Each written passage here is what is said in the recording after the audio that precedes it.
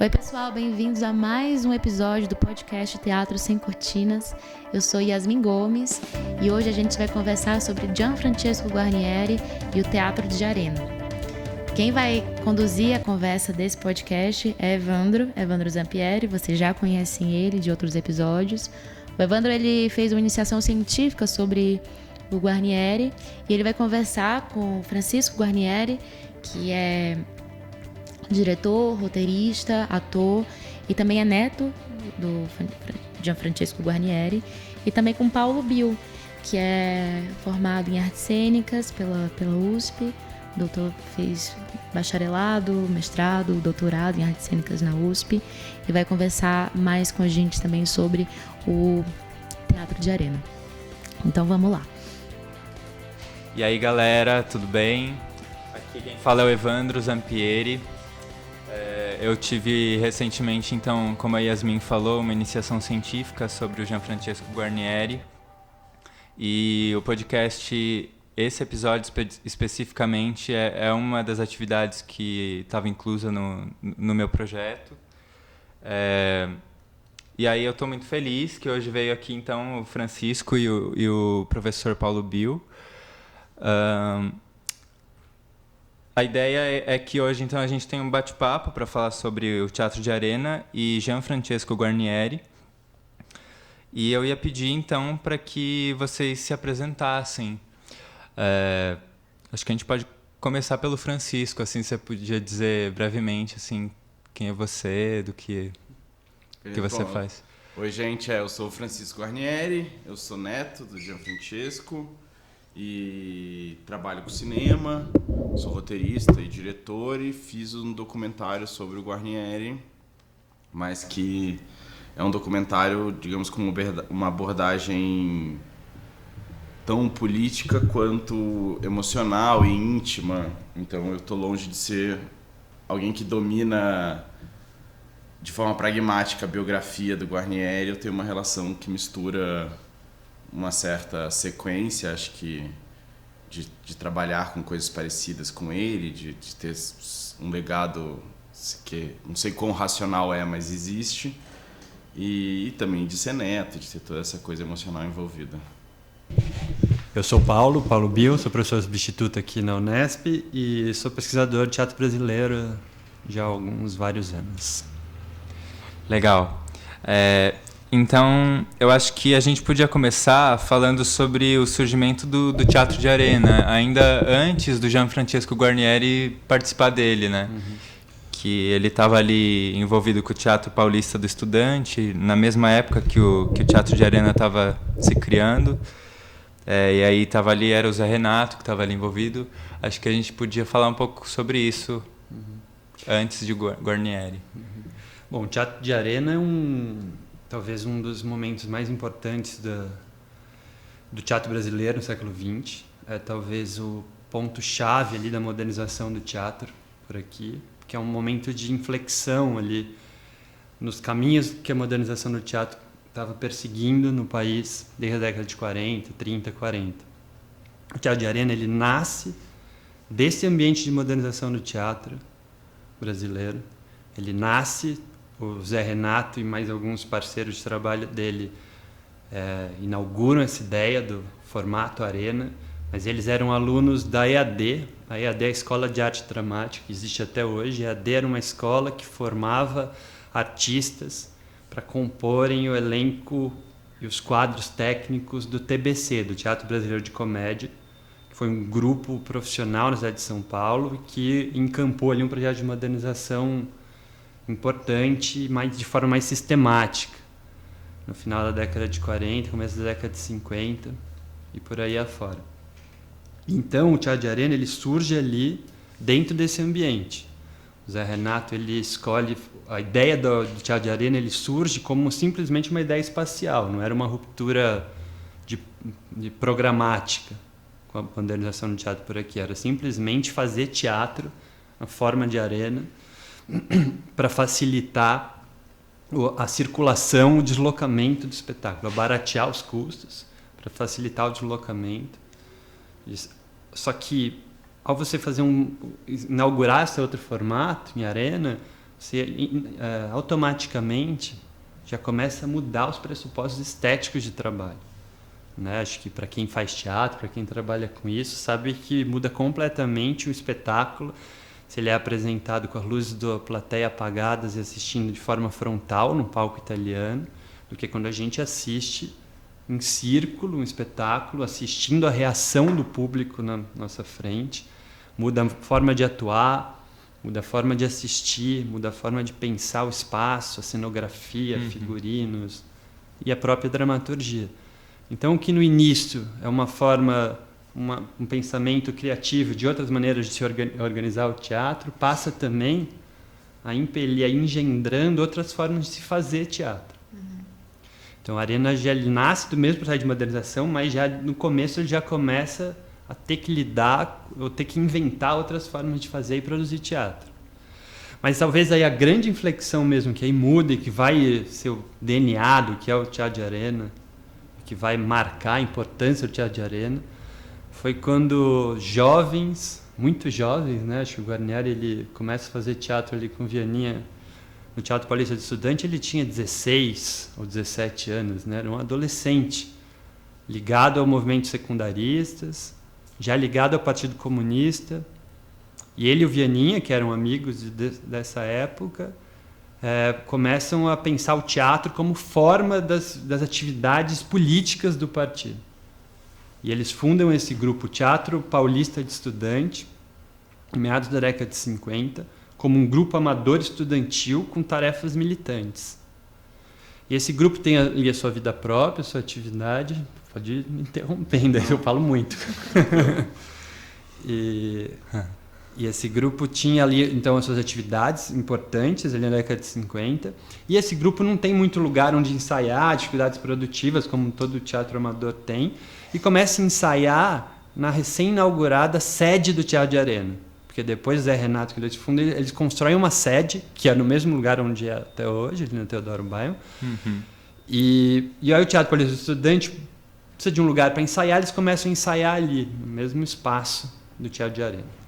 E aí eles fizeram meio um contrato, eles podiam ensaiar ali, em troca, alguns dos atores do Teatro Paulista do Estudante iam compor o elenco das peças do Teatro de Arena. E aí eles começam a ter uma espécie de simbiose, começam ali a participar, um participando das peças do outro e tal. E essa química se completa quando em 56 ou 57, se não me engano, 56, um cara chamado Augusto Boal, que é talvez um dos principais nomes do teatro brasileiro, que estava estudando nos Estados Unidos, volta para o Brasil e é convidado para dirigir no Teatro de Arena. Chegando no Teatro de Arena, ele conhece o pessoal do Teatro de Arena, mas conhece também os jovens do TPE que estavam ali no entorno. E aí ele vem para a montagem de Ratos e Homens, né, de John Steinbeck. Exatamente. E que aí estreia em 1957. E essa é uma peça em que a relação do Teatro Paulista do Estudante e do Teatro de Arena aí que se funde de vez. Exatamente. Assim. Porque o Boal olha para o pessoal ali do Arena e ele percebe os estudos dele nos Estados Unidos, que era um outro tipo de atuação, um teatro moderno, mas mais crítico, ligado a uma tradição mais crítica, uma dramaturgia mais crítica, menos idealista. Ele percebe que os atores formados na EAD do Teatro de Arena iam ser um problema de trabalhar com esse tipo de ator.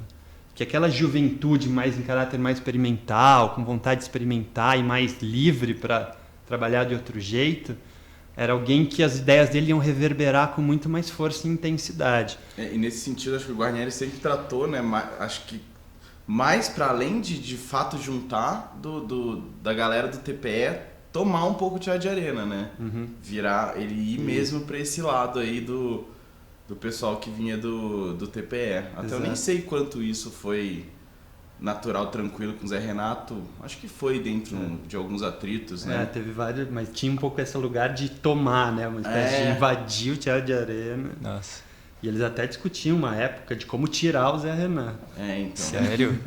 E o Zé Renato é um cara que ficou menos falado historicamente mesmo. Muito menos que o Boal, Guarnieri e o Vianinha dentro do Arena. Acho que eles... Isso era uma questão mesmo, né? E no começo da década de 60, inclusive, o Zé Renato percebe que não tinha mais espaço para ele ali. E ele vai para a França estudar ali as formas de teatro popular na França, com Jean Vilar e tal, porque ele percebe ali que os caras entraram e tomaram posse ali mesmo. O Vianney e o Guarnieri, nesse sentido, tinham uma espécie de energia mobilizadora e de querer... Eles não eram fáceis, né? Não eram fáceis.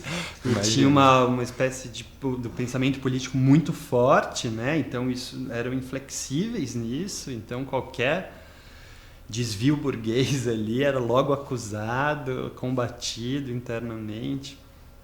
Mas, então, quando eles entram, o teatro de arena vira outra coisa. Embora já existisse, já tivesse toda uma trajetória anterior, mas quando eles tomam de assalto, de alguma maneira, o teatro de arena ali, e o teatro de arena vai para um outro caminho, com Ratos e Homens. E nesse processo, me corrija se eu estiver errado, Francisco, no processo do Ratos e Homens que o Guarnieri começa a escrever a primeira versão do Eles Não Usam Black Tie, que tinha um outro nome antes. O Cruzeiro lá do Alto. O Cruzeiro lá do Alto. Nossa. Foi do Zé Renato o nome, segundo eu sei, né? O Eles No Black Tie. Ou, não. Acho que o Guarnieri tinha os nomes e o Zé Renato falou assim, não, esse nome é bom, não o Cruzeiro lá do Alto. Você tá com o nome errado aí. E aí é bom, a gente já fala do Eles Não Usam Black Tie, que então ele estreia no ano seguinte de Ratos e Homens, em 1958. Vocês podiam falar um pouco sobre a importância dessa peça? Ela ficou sendo a mais conhecida até hoje, né?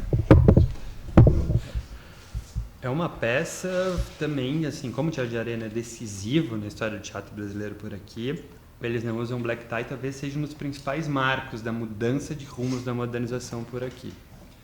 Ela estreia no teatro de arena num momento de crise. Inclusive, o Boal já estava fazendo outros trabalhos, estava dirigindo a Dercy Gonçalves para ganhar grana, porque não tinha grana ali. E o pessoal resolve montar a peça do Guarnieri porque ia acabar. Falava, vamos montar a peça do menino aí que vai acabar. Tava meio falindo, né? Meio falindo, meio fechando, em crise, brigas. Tal. Acabar com um autor novo brasileiro era uma forma também de acabar dizendo, era isso que a gente queria fazer e não deu. Só que deu, né? Só que aí deu super, né? O Eles Não Usam Black Tie estreia em 58 e é um sucesso estrondoso. Assim. Fica mais de um ano em cartaz, filas e filas na porta, um debate continuado na imprensa entre os artistas de teatro da cidade no Brasil inteiro, reverbera pelo Brasil inteiro. É um acontecimento assim, comum. E ele, inclusive, volta, toda vez que o Arena entrava em crise, ele voltava em cartaz, né? Foi voltando em cartaz muitas vezes. Depois, os centros populares de cultura na década de 60, que muitas vezes eles são entendidos como uma ruptura com o projeto de Arena, na verdade, eles montaram o Black Tie várias vezes, em várias capitais do país. Foi uma peça ali que percorreu, retomava assim, em vários momentos até o golpe de 64. E aí, então, no mesmo ano do Eles Não Usam Black Tie, acontece o seminário de dramaturgia, né? Ele começa um pouquinho depois, na verdade, o seminário de dramaturgia. Que era uma ideia do Augusto Boal, né?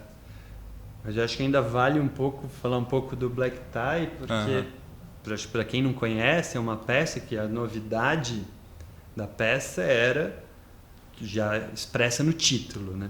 Os personagens da peça eram trabalhadores e trabalhadoras. Não só o fato de ser trabalhadores e trabalhadoras, mas trabalhadoras e trabalhadores em luta, numa greve. O tema da peça é a luta social. Trabalhadores no morro de uma indústria que entra em greve e que debatem a luta coletiva versus o individualismo pequeno burguês da personagem do Tião. E é engraçado que essa peça ela tem um problema também, né? Ela é incrível, inaugural ali, de uma nova angulação, mas também tem um problema formal, que faz com que essa peça seja facilmente lida a partir da perspectiva de que o Guarnieri queria criticar, que é a perspectiva do Tião, o jovem trabalhador da fábrica que decide romper com o movimento coletivo grevista e furar a greve, porque ele quer construir a sua própria vida, ele vai ser pai. E essa perspectiva queria ser criticada pelo Guarnieri ali naquele momento. Só que o formato dramático da peça fazia com que se criasse um tipo de empatia, identificação com com a coragem dessa personagem individual em tomar para si o seu próprio destino e recusar a determinação coletiva do movimento grevista. Então era uma peça que tem até os relatos e coisas de época que as pessoas, muitas que iam assistir a peça, choravam com o destino do Tião, porque ele era o herói de alguma maneira, né? A forma da peça colocava ele no centro, como se fosse o herói da peça. Sim. Até hoje, né, a gente tem montagem recente aí do Black Tie que leu a peça dessa maneira. Porque ele é o cara que abre mão de tudo pela aquele núcleo familiar dele, né? Exatamente. Então, facilmente, do ponto de vista assim, se a gente pensar que é uma novela, a gente já lê ele como herói, o cara que decide enfrentar a própria família, o próprio espaço para defender os seus. Né? Tem uma espécie de ato corajoso, ele não é um canalha, o Tião. Ele não é egoísta. Ele é um individualista. O Guarnieri queria criticá-lo, mas a forma diz o contrário. Então a peça ela é estranha, assim, também. Embora lá a Maria, que é a esposa, tá contra ele, né? A peça tem esse... só que na peça ainda ela tá contra, só que aí ela fica contra mesmo no filme. Né? No filme ela fica contra de verdade. Na peça ela só... O filme dá um pouco esse passo, né? Ele deixa claro que o Tião tá errado, assim, né? Exato, e aí a greve também vai pra cena, né? Porque até então no texto a greve era sempre colocada como algo que acontece lá fora, né? Exatamente. As pessoas vão pra greve, voltam e falam sobre a greve. Exatamente. No filme ele dá conta de resolver na forma, né? De apresentar a greve como o problema da peça, né? Porque é uma peça, como a gente falou, é uma peça cujo tema é a greve, a luta social, o morro, e toda a peça inteira se passa dentro do barraco da família. O assunto da peça, para o Guarnieri, na verdade, ele é externo à peça. Ele só entra em cena narrado, entra o Braulio correndo, fala, Otávio, decidiram pela greve. Mas a assembleia mesmo, que que seria o coração da peça, a gente não vê em cena. O piquete, né, a porrada com a polícia lá, tudo fora, acontece fora. E no filme lá, que o filme é de 79, 80, né? 81, Ele começa a fazer em 79, termina em 81, do Leon Hirschman. E aí ele, de fato, ele senta com o Guarnieri, os dois sentam e reescrevem ali o roteiro, corrigindo justamente isso. Aí começa a ter planos fora, os planos... Aí a Maria ganha, na peça ela é uma costureira, fadada a ser dona de casa. No filme ela é operária, que tem uma cena clássica, ela é interpretada pela Beth Mendes, uma atriz super engajada, e ela é uma operária que confronta o Tião, fala, você tá louco, bota o dedo na cara dele. Sim. Mas bem ou mal, a peça ela significou um marco ali, porque a partir dali se percebeu que se tinha impulso, que havia interesse e que era possível construir um caminho de modernização e engajamento e de sentido popular. Tem uma coisa que eu também já vi, assim, o Guarnieri falando, depois outras pessoas falando, que eu acho muito interessante, que também, acho que aí todo o Arena traz, mas talvez o Black Tie seja o auge disso, não sei, da atuação em si, uma atuação mais naturalista, talvez até um legado de atuação que tenha ficado, né, do que a gente entende como uma boa atuação, até em telenovela, né? Total. Acho que tem total razão. Ele tem uma atuação mais interessada na vida, menos idealista, né, menos da incorporação, assim, uma interpretação interessada na vida real das pessoas. Tanto que aí nesse processo começam a entrar no elenco do Arena um cara que era, por exemplo, o maquinista, o carregador ali do teatro, que era o Flávio Migliatti, que era um cara do Brás de São Paulo, cara operário ali, palpa toda a obra do Arena. Os caras olham para ele e falam, e chamaram ele, né? E ele começa uma carreira de sucesso ali. Né? Então começa a ter um interesse por essa, né, e aí de fato se funda um outro tipo de interpretação, menos idealista e mais concreto, mais materialista, que de fato abriu o caminho para toda uma escola de atuação brasileira que dá a força da telenovela até hoje. Né? Tem uma coisa que eu já vi gente falando, que eu acho muito interessante disso tudo e da Arena, de que você sentava ali em volta daquela cozinha das pessoas, daquela casa, e a Romana, a Lélia Abramo, passava um café Então que você sentia o cheiro do café em volta. Ali você falava, você se sentia, tipo... Ai, que delícia em casa. A relação palco e plateia ia Outra embora coisa, junto com aquele cheiro do café, assim, se redefinia. Total.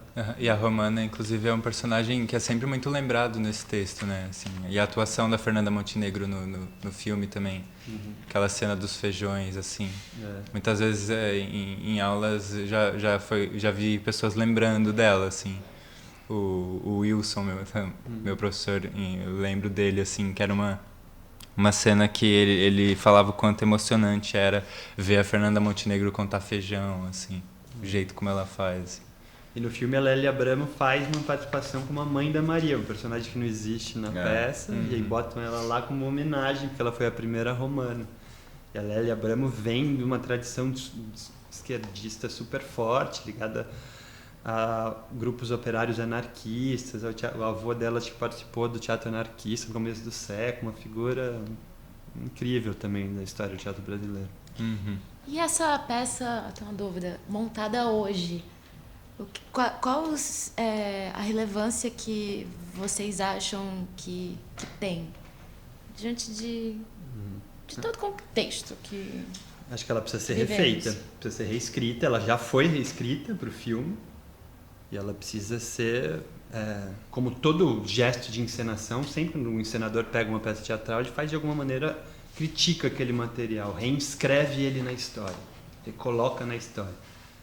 Sem uma atitude assim crítica diante do material, a peça ela passa a ser o seu avesso, o seu oposto. E acho que tem uma experiência contemporânea que é a prova disso. Tem uma montagem atual Eles Não Usam Black Tie, que ficou em cartaz inclusive num shopping, e que é uma montagem em defesa da posição do Tião. É o risco de uma montagem que não tenha perspectiva. Ela precisa ser montada ativamente. Tem uma frase do Rainer Miller sobre o Brecht que eu acho interessante. Ele fala para o Brecht assim, falando sobre o Brecht, ele diz: montar Brecht sem criticá-lo é traição. E acho que de fato cabe ali para uma peça como essa, né? Montar este material sem criticá-lo é uma traição. Porque para mantê-lo vivo você precisa criticá-lo. Inclusive entra num papo de... Acho que uma época o Black Tie foi montado lá atrás também, até meu tio participou dessa montagem, que falava assim, despolitizar para tornar contemporâneo, universal, e é um absurdo, né? Sim. Não faz nenhum sentido. Acho que se for para montar o Black Tie como ele é, só se for fazer uma coisa histórica, de fazer uma leitura aqui, de conhecer o texto. Só se for memorialistas, museus. Mas de fato, eu acho...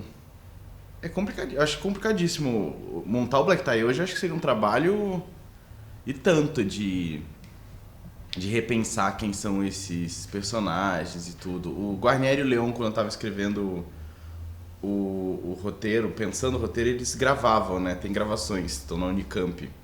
Não sabia. E passaram por tudo que é coisa, tipo, tinha o Chiquinho envolvido com o tráfico. Eles chegaram a fazer um monte de coisa de painel de como seriam essas pessoas inseridas numa favela agora em 79, 80 e não mais em 58. O que aconteceu? Essa favela agora tem um crime organizado muito maior e tal. E acabou não indo para todos esses lados que acho que seriam inviáveis. Mas a gente está em tempos onde é isso, os sindicatos estão praticamente acabando, sendo acabados. A ideia de trabalho também se garçou de o empreendedor é o novo salvador da pátria. O Tião seria claramente um empreendedor. Sim. Um empreendedor, um Uber, né? Um empreendedor próprio. Isso, essa ideia do empreendedor. Mas que é operário ainda, acha que é empreendedor, mas é operário. Exato, que está sonhando com isso, assim.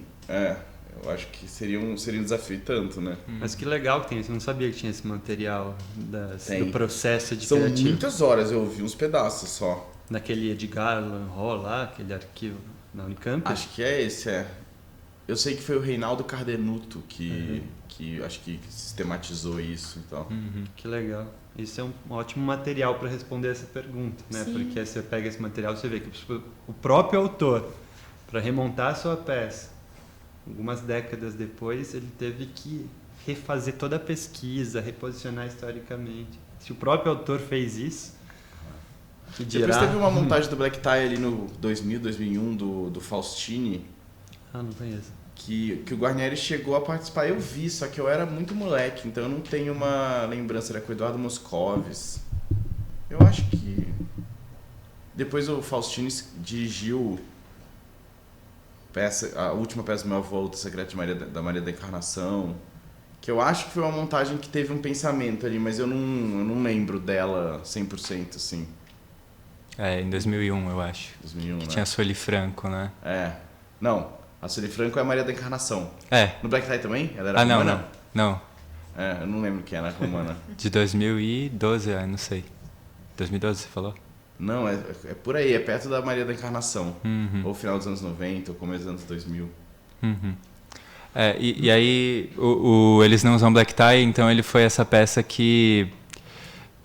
que o Teatro de Arena estava tentando montar um texto nacional, então, achando que ia falir logo em seguida e tal, e aí que deu o boom do Black Tie.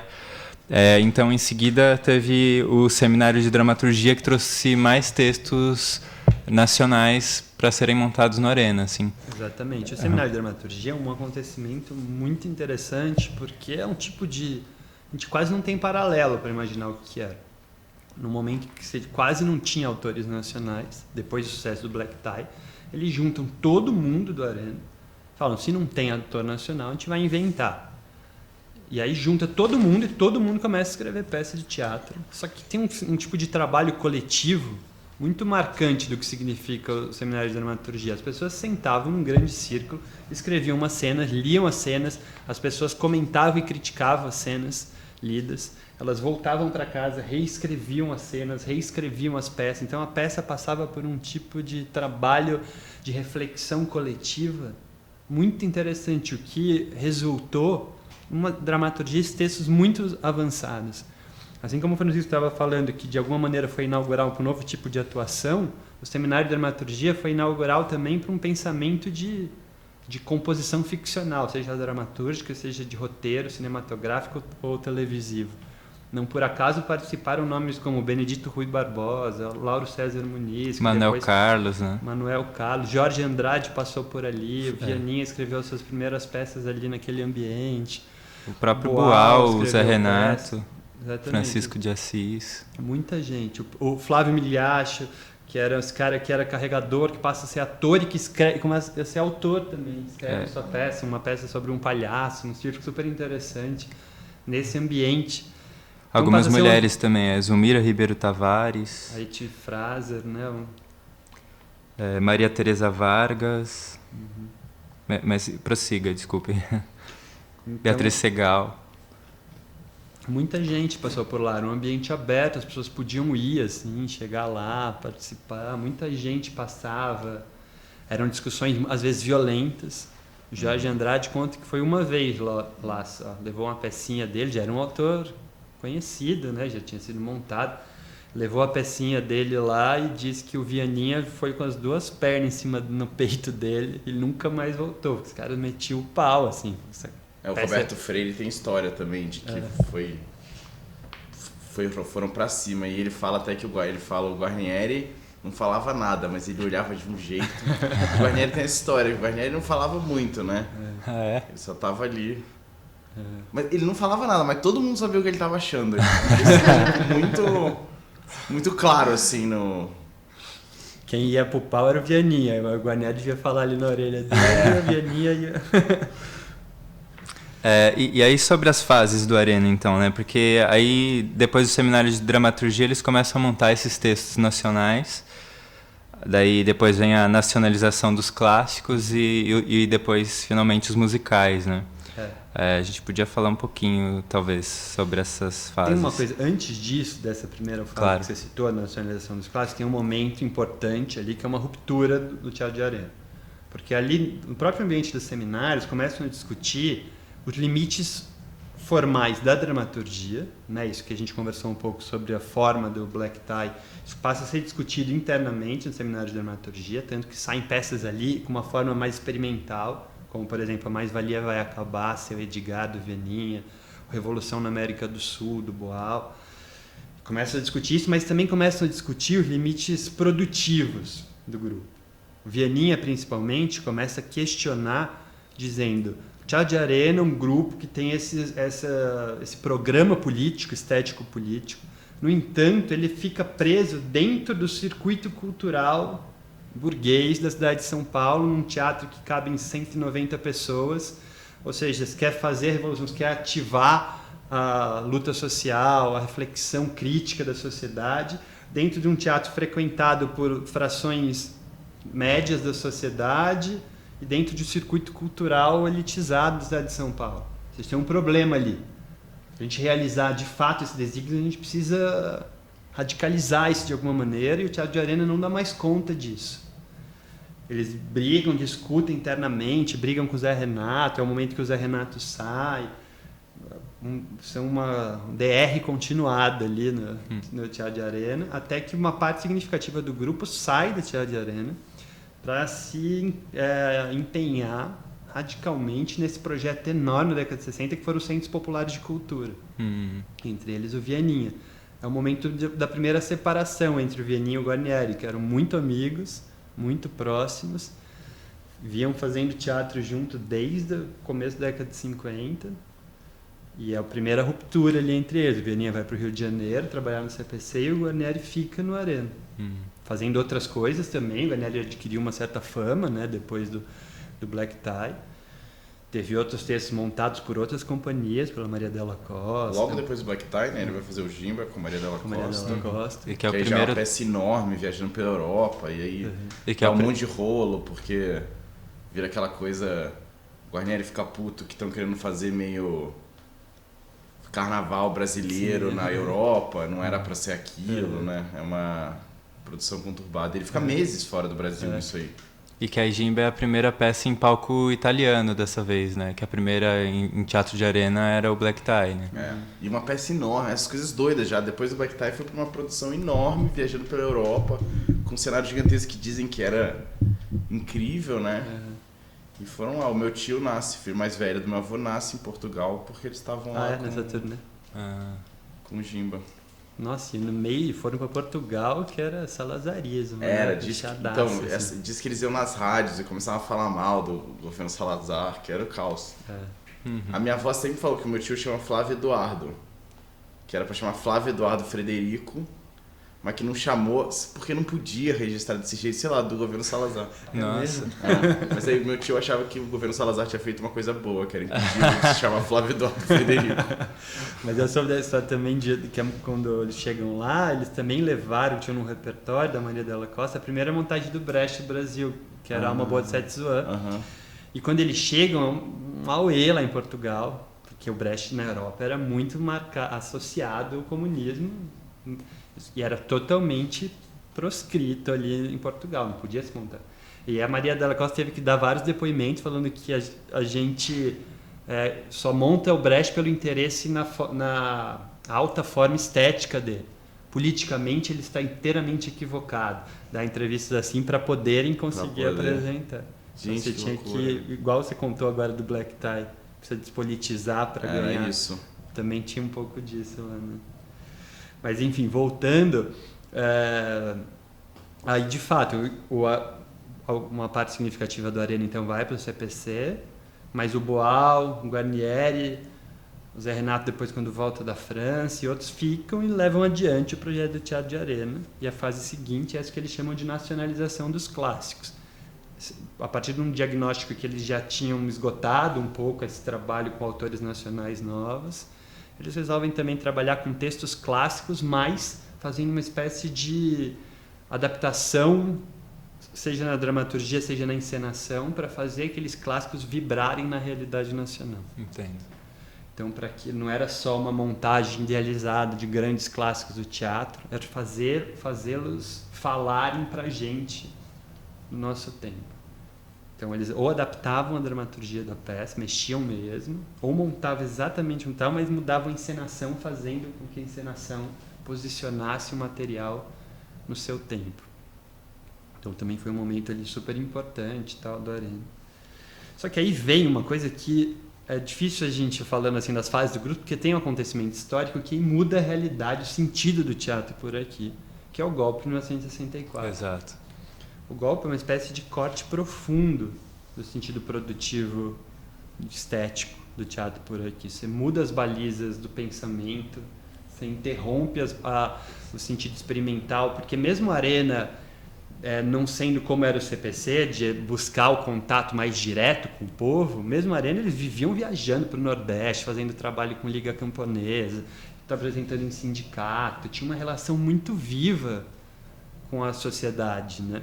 Buscavam o tempo inteiro vazar, criar pontos de contato e tal. Estava no momento do golpe com o Filho do Cão, do Guarnieri, em cartaz, Exatamente. que era esse olhar sobre a luta no campo. Para ir para a luta do campo, para entender o que era isso, começar a olhar. Era uma... Eu acho que talvez tenha a ver até com a... Tem uma influência do Vianinha nisso aí também, nessas discussões de tipo, peraí, a gente vai continuar fazendo isso aqui, mas para onde a gente vai olhar, como a gente vai chegar, exatamente, quem a gente vai trazer para dentro do teatro também, né? Total, a partir de 62, 63, percebem que a questão do campo ela é ali fulcral para entender a luta de classes no país. E aí vários textos começam a lidar com isso, com a questão do campo ali, né? E não por acaso o Filho do Cão é a peça que eles estavam montando ali em 64, né? Já tinha estreado, né, em 64. Acho que estreou em fevereiro ou março e aí logo tiveram que tirar de cartaz. 2 meses em cartaz no máximo. E que é um texto, eu acho um texto... O Guarnieri tá ali fazendo uma experimentação de linguagem, de forma que ele não tinha feito ainda, né? Ele tá tipo... E é o que você falou, parece que eles estão meio juntos ainda, né? Porque o Vianinha tinha acabado de escrever o 4 Quadras de Terra e depois os Azeredos mais os Benevides, e que são super parecidas. Varia até um estudo aí para quem tiver ouvindo se interessar a fazer, estudar a dramaturgia do campo desse momento, porque é muito parecida. Filho do Cão, depois tem o Jorge Andrade...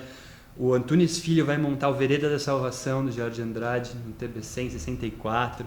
Tem os filmes sobre o campo Vida Seca, de 62. O Coutinho tá indo fazer o filme... Cabra Marcado para Morrer. Que era ficção que virou Cabra Marcado, né? Passa a ter um interesse, porque eles percebem que ali no campo era ali onde o país pulsava, as suas contradições pulsavam. E no Cabra Marcado, inclusive, fica claro a dimensão de que como... O golpe sabia disso, né? Total. Porque a galera que ele tava filmando... Porque ele tava filmando com personagens... Com os próprios personagens da história deles, assim, uma ficção meio documental, né? E aí vão pra cima, né? Eles têm que se esconder, atores, equipe. No dia seguinte do golpe, a fazenda onde eles estavam filmando é cercada, os caras têm que sair nadando com aqueles rolões de película, né? Pra salvar alguma coisa e tal. Mas, de fato, é onde o golpe fechou as portas de cara, foram nessas experiências que criavam conexão viva entre artistas e o povo trabalhador. Esse tipo de experiência... Os sindicatos estão sendo atacados de novo. Exatamente. É onde se ataca. Organizado. Exatamente. Nunca é bom para quem quer continuar. Para quem vai gerir o capital. E ali foi isso, né? O golpe atacou os sindicatos e na cultura, em 64, onde atacou, foram os pontos onde a cultura criava conexões com o trabalho. Isso foi interrompido em 64. Isso criou uma narrativa falsa um pouco da história, narrativa hegemônica, criou uma narrativa falsa, dizendo que pós-golpes teve uma força criativa, produtiva, de resistência, e esse tipo de narrativa é como se nada tivesse sido interrompido. É um horror essa narrativa. Eu passei a adolescência ouvindo essa narrativa por aí. Total, é a narrativa hegemônica. A narrativa hegemônica de que se fazia antes era um populismo meio aparelhado e que depois do golpe, vejam que contradição. Depois do golpe, quando não se tinha mais nenhuma condição de contato vivo com a população, começa a se defender que é depois do golpe que se retomou a linha evolutiva, citando o Caetano Veloso, retomou a linha evolutiva da criação artística. Depois, o Vianinha fala isso até. Depois do golpe, quando a gente estava livre dos nossos imperativos militantes, a gente voltou a criar, como se o gesto criativo ali do artista pudesse expandir novamente quando livre das tarefas de militância, quando era exatamente o contrário. As tarefas mais engajadas de conexão criavam uma cena experimental muito avançada, extremamente avançada. A gente citou já alguns casos, mas tem um monte de outros casos tanto de trabalho coletivo, de experimentalismo formal da dramaturgia, da encenação coletiva. Isso tudo foi interrompido. Aí você já então entra, a partir de 64, num ambiente de contradição enorme, assim. E aí o Arena entra nessa fase também contraditória, mas também super interessante, que são os musicais, quando o Guarnieri e o Boal trabalham juntos na dramaturgia. O Guarnieri, o Boal e o Edu Lobo, porque eram musicais... Principalmente no Arena Conta Zumbi, em 65, que foi uma das primeiras grandes espetáculos musicais de resistência E que foi também o espetáculo que inaugurou o Sistema Coringa, né? Que começou a ser pensado o Sistema Coringa pelo Augusto Boal. Embora o Sistema Coringa só vá ser teorizado em 67, no Arena contra Tiradentes, ali eles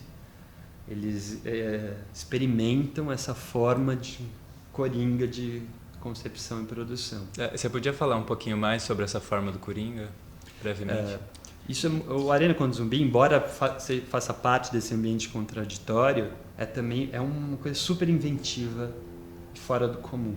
Porque é um musical, mas é um musical cujo título também já é bem revelador. Chama Arena contra Zumbi. Ele não se chama Quilombo dos Palmares, ele não se chama Zumbi. Ou seja, não é uma peça sobre o assunto histórico. É uma peça que ela revela de cara a atitude do presente, aquele grupo que está em cena contando uma história. É preciso estar presente. Né? Então era o Arena contando, o espetáculo era de um grupo, tem uma, né, eu sei que é anacrônico falar isso, mas uma espécie de atitude performativa. Assim. O figurino do grupo era calça jeans e camiseta, que era o figurino dos jovens estudantes da época.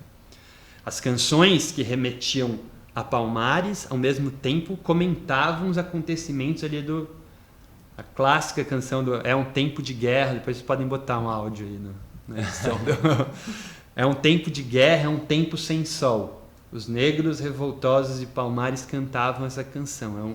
É um tempo de guerra, é um tempo sem sol. Só que eles cantavam isso e aquilo vibrava na audiência como um grito, uma palavra de ordem dos estudantes assistindo o espetáculo. É um tempo de guerra, é um tempo sem sol. Tá bom. E essa música que você citou, inclusive, ela termina... O documentário do Guarnieri termina com essa música, Um Tempo de Guerra. E acho que a gente pode aproveitar para o Francisco falar um pouco sobre o processo de criação do documentário.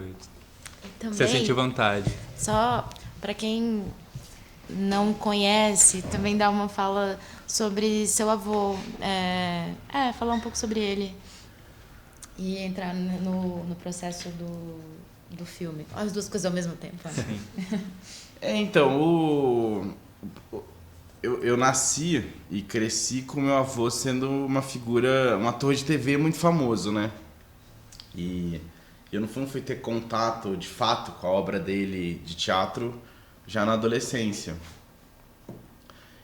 E sempre um pouco nessa coisa meio de que depois da ditadura tudo floresceu e não sei o quê.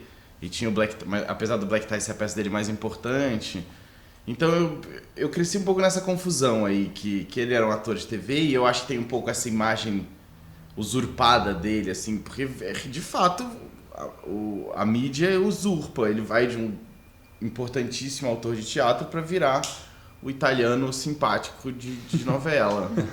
E tudo bem ser italiano simpático, é isso aí, é um ator e faz, acho que sempre fez isso bem. Só que a história, apagar aquele outro lado, assim, é bizarro, né? Mas também vivia com um avô que, por uma série de coisas, era um avô um tanto quanto ausente. Então tinha uma crise, assim, afetiva na minha infância toda. Então o documentário nasce um pouco dessa confusão, assim, de tudo isso, e de ver que todos esses processos falavam sobre processos históricos, tal, não só sobre a gente.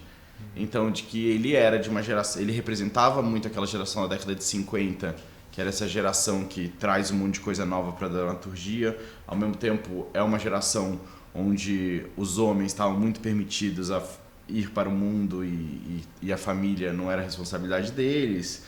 E aí a geração do meu pai é uma geração que nasce um pouco antes do golpe, cresce na ditadura, se profissionaliza na ditadura, então isso tem marcas profundas. Meu pai sempre falou de que as primeiras peças que ele fazia tinha que fazer um dia antes para o censor.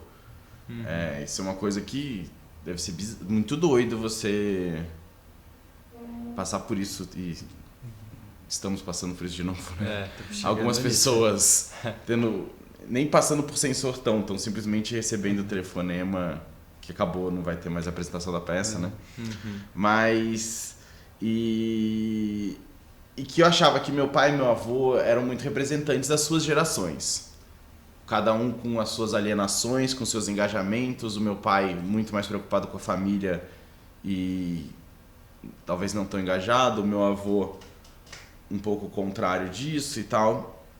E então eu achava que percorrer um pouco afetivamente, criticamente, politicamente essas relações, vendo de dentro, era falar também um pouco sobre percursos históricos e tal. Eu acho que coisas que refletem a nossa sociedade, assim.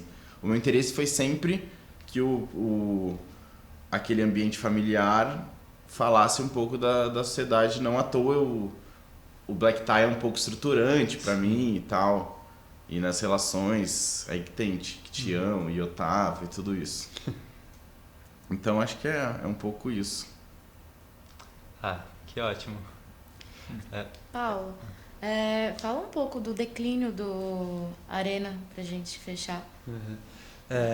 Teve então esse momento pós-golpe de resistência, que aí teve os musicais, teve vários musicais, teve o Arena, depois ele organizou um evento de resistência importante, foi a Feira Paulista de Opinião em 68, mas aí ele não teve um declínio propriamente, ele foi interrompido à força. Exato. Né? O Arena termina, ele ainda persiste um pouquinho, mas ele termina assim, se for para marcar um marco de finalização do Teatro de Arena, foi com o sequestro do Augusto Boal em 71. Quando ele era sequestrado, fica um mês assim, desaparecido, nem sabia onde ele estava, por isso que é um sequestro, não é uma prisão, embora tenha sido sequestrado pelo aparelho de repressão estatal. Ele fica um mês sem ninguém saber onde ele está, depois descobre onde ele está, tal, mas aí com essa prisão, ele, depois de 3 meses preso, depois de passar por sessões horripilantes de tortura, ele tem uma mobilização internacional, que aí consegue que ele seja solto, só que ali com o escrivão da polícia, no dia que ele é solto, o escrivão diz para ele, que a justificativa para soltá-lo foi dar uma autorização para ele participar de um festival na Europa e depois voltar para a cadeia. Nossa. Essa era a justificativa. Aí o escrivão disse assim, você pode ir, você tem 1 semana e depois tem que voltar. Aí ele fechou ali o caderno de anotações e falou, mas a gente não prende ninguém 2 vezes. Querendo dizer, se a gente prender de novo é para te matar. E desde então o Boal, ele vai viver uma longa trajetória de exílio e ali esse momento, a partir de quando ele vai para o exílio, é o fim um pouco do Teatro de Arena. Ele ainda funciona um pouco com o núcleo 2 do Arena, que eram jovens que trabalhavam com teatro jornal, mas que também logo vão trabalhar mais de forma autônoma, fazendo um teatro na periferia super importante, mas o Teatro de Arena mesmo tem essa finalização trágica, a força. Embora o espaço, o prédio do Teatro de Arena ainda exista, e agora vai ser gerido pelo fascismo que se apropriou da cultura, mas o grupo Teatro de Arena termina ali em 71 à força. Né? E aí acho que depois, na década de 90, assim, um último comentário, na década de 90, quando começa a surgir com força o teatro de grupo aqui em São Paulo, de alguma maneira é uma retomada dessa experiência interrompida. Isso acho que é importante. E eu acho muito legal isso, porque tem entrevistas do Guarnieri ali nos anos 90, começo de 2000, que ele fala muito disso, de uma certa tristeza com o sumiço do teatro de grupo e tal, e isso voltou, assim, isso é uma coisa que aconteceu de muito legal aí nos últimos 10, 15 anos, sei lá. E muita coisa ali em volta mesmo, né? Exatamente. Na Praça Roosevelt, tudo por ali. E de alguma maneira é uma retomada do modelo ali de trabalho, uma reconexão histórica, né? O Walter Benjamin, ele fala um pouco isso, né? Que a história não funciona só linearmente, mas é um salto de tigre em direção ao passado, faz o passado vibrar no presente de novo. Acho que essa experiência foi super, embora também acho que atualmente foi consumada de alguma maneira, né? A experiência de teatro de grupo na cidade também mingou novamente, né? Né? Mas teve ali a sua importância na virada do século. Ok, gente. Então a gente precisa encerrar, mas eu agradeço muito a presença de vocês dois. Para encerrar, eu gostaria de dizer para os nossos ouvintes que queiram pesquisar mais que a família do Guarnieri doou um acervo enorme para o CDT, que é o Centro de Documentação Teatral da USP, e que tem muitos arquivos, tem peças, tem documentos, tem gravações, áudios. E aí quem se interessar, ele fica dentro da USP. E também tem um outro acervo, que é o do portal Teatro Sem Cortinas, o projeto a que o podcast está associado, e que também tem agora 28 programas de espetáculos listados e catalogados de peças do Guarnieri, peças ou que ele montou, ou que ele esteve envolvido, ou peças póstumas. E aí é isso. Galera, muito obrigado por ter acompanhado esse episódio. Fiquem de olho no canal. Eu acredito que a Yasmin também gostaria de dar uma palavra de despedida para vocês. Obrigado, é isso. Eu sou o Evandro. Beijo. Não, é isso, gente. Até o próximo episódio. Muito obrigada. É isso.